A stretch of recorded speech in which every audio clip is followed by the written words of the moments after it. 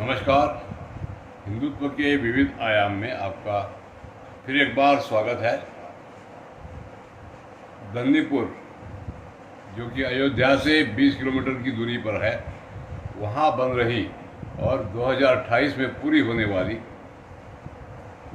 मोहम्मद बिन अब्दुल्ला मस्जिद, वो हमारा आजकल का विषय है।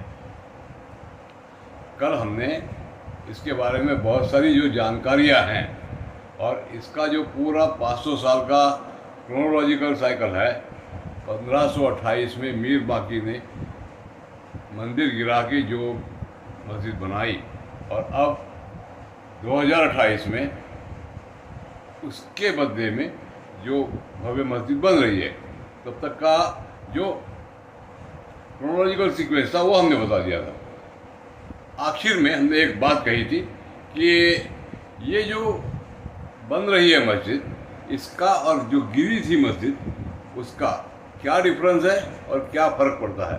तो हमने ये बताया था कि जो मस्जिद गिरी, जो मस्जिद नुमा ढांचा गिराया गया 1991 में, वहाँ पे कोई नमाज नहीं पढ़ रहा था। ये खंडहर नुमा ढांचा गिराया गया। किसने गिराया, ये भारत के सर्वोच्च न्यायालय को भी पता नहीं है। ये उन्होंने कहा है कि ये किसी मिसक्रींट्स का काम है। अब देखिए, तो एक चीज़ गिराई गई जो कि मुस्लिम आक्रांता के नाम थी। वहाँ पे कोई नमाज नहीं पढ़ रहा था। उसके कॉम्पेंसेशन में जो केंद्र सरकार ने सुप्रीम कोर्ट के आदेश के अनुसार काम किया है, लेकिन वो करते करते जब सुप्रीम कोर्ट ने ये कह दिया था कि 5 एकड़ ज़मीन मुसलमानों को दी जाए, तो कोर्ट में जाके केंद्र सरकार जाती या हिंदू संगठन जाते जो ये कह रहे कि हमने ये सब बनवाया है, हमारे कारण ये हुआ है, तो ये जाते कि इसकी ज़रूरत नहीं है। इसलिए नहीं है कि जो ढांचा गिराया गया वो एक मंदिर को गिरा के बनाया गया था। अब ये ढांचा गिर गया, मामला वहाँ कंप्लीट हो गया। ये क्यों नहीं कहा गया? ये दोष केंद्र सरकार, वो जो तब की, मतलब मोदी शासन और संघ परिवार, इन्हीं के ऊपर जाता है।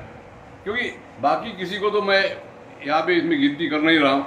भले कोई भी कहे कि हम भी थे, तो उसमें मैं जाता नहीं हूँ। अब देखिए, एक तो वो वहाँ पे गए नहीं, कोर्ट में लड़ाई लड़े नहीं, और ऐसे था कि जो मिल रहा है तो ले लो। क्या हम भिखारी थे? हम 500 साल लड़ने की जब तब बात हो रही थी, तो और नहीं लड़ सकते थे? परिणाम क्या हो गया वो हम देखेंगे कि बाबर के नाम पे बनी एक मस्जिद जो कि खंडहर नुमा थी, कोई नमाज नहीं पढ़ रहा था, वो गिरने के बाद कॉम्पेंसेशन में इस मोदी सरकार ने किस मनोवृत्ति से ये हुआ मैं नहीं जानता, लेकिन और 5-6 एकड़ दिलवा के राज्य शासन से एक भव्य, और कितनी भव्य ये मैंने बार बार बताया, इसमें अभी मैं जाऊँगा नहीं, अत्यंत भव्यतम ऐसा एक कॉम्प्लेक्स, इस्लामिक कॉम्प्लेक्स, राम मंदिर से 20 किलोमीटर दूर राम मंदिर बनने के कॉम्पेंसेशन में बनाया जा रहा है, ये मैंने कहा था। और उसका नाम मोहम्मद बिन अब्दुल्ला मस्जिद ये होगा। इस नाम की भारत की ये इकलौती मस्जिद होगी, भारत की ये सबसे बड़ी मस्जिद होगी। इसमें ये कार्यरत मस्जिद होगी, मतलब वहाँ पे नमाज पढ़ी जाएगी।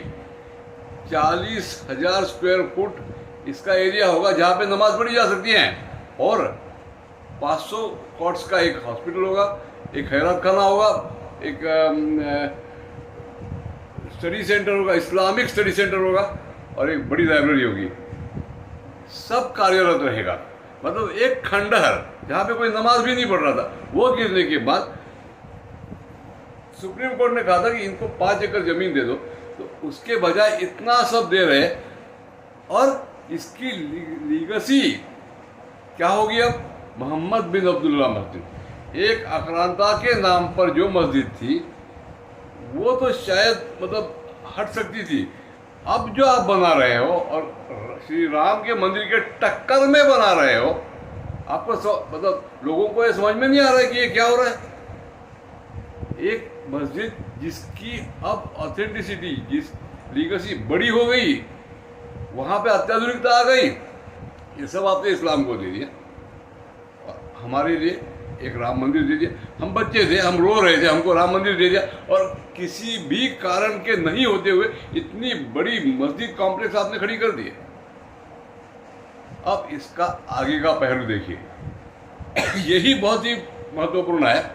अब मैं एक छोटी सी बात जो साइड से बहुत इंपॉर्टेंट है, जब सुप्रीम कोर्ट को ये पता ही नहीं है कि ये किसने गिराई, मतलब 1991 में जब ये गिरी, उसके बाद में भाजपा के चारों राज्यों की सरकारें चली गई, वहाँ पे राष्ट्रपति शासन आ गया, भाजपा को और तब के हिंदुत्ववादी आंदोलन को पीछे ढकेल दिया गया, ये सब हो गया। अब ये सब होने के बाद में जब सुप्रीम कोर्ट ये कहती है कि ये मिसक्रीट्स ने काम किया है, तो फिर वो जो भाजपा को दोष देना, संघ परिवार को दोष देना, वो क्या था? ये भी सवाल भाजपा और संघ परिवार नहीं पूछ रहे हैं। मजेदार बात है, उसमें नहीं जाएंगे। अब सवाल यह है कि क्यों ये नहीं कहा जा सकता है, क्योंकि परिणाम क्या हो गया मैंने देखा, बताया आपको कि एक भव्य राम मंदिर तो बना, लेकिन खंडहर नुमा मस्जिद पे